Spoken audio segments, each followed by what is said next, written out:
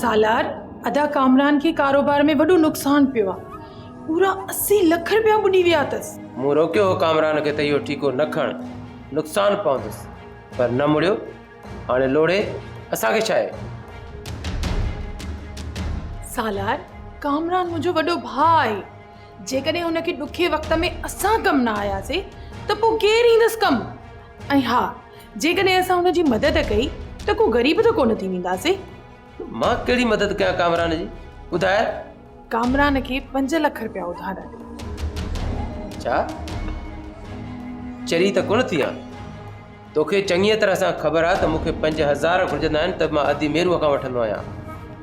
ऐं घुरणु मूंखे केतिरो ॾुखियो लॻंदो आहे इहो तूं चङी तरह सुञाणी थी, सम्झई? ॾुखियो लॻई या सुखियो लॻई, 5 लख मूंखे किथां बि आणे ॾे, पोइ भली कंहिंखां बि घुर। करे छा? 5 लख उधार खपनि। मां हिते बैंक खोली आहे।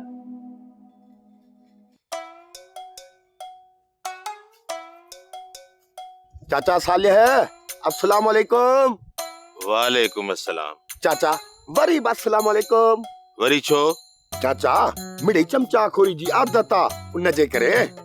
तो वारो पी तगियो खान पाण खे वॾो कंधार तो समझे, ऐं तूं वरी चमचागिरी तो करी। चाचा अदा गोहर वरी छा कंदो आ? उहो त चमचागोरी कंदो आ न। थूड़ वञी पायो, मुंहिंजो छा?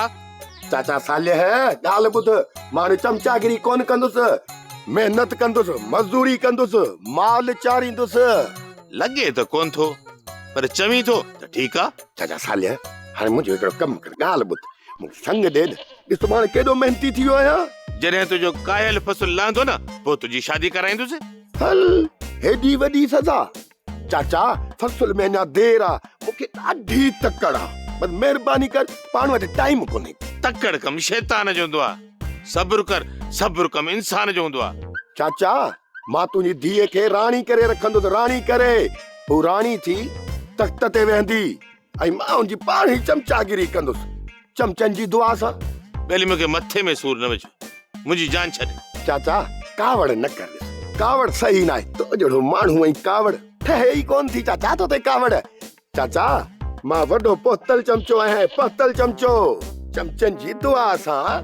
तूं कोन वेंदे हितां, मूंखे वञणो पवंदो। फकड़ी मां त कुझु चयोमांसि ई कोन। अलाए छो चाचो सालिह कावड़ थी वियो, चमचनि जी दुआ सां। भले मर्ज़ी जो मालिक आहे।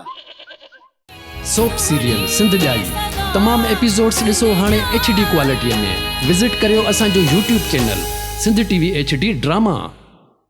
सब्सक्राइब कयो असांजो official YouTube channel Sindh TV HD drama ऐं वधीक अपडेट लाइ बेल आइकन खे क्लिक करियो।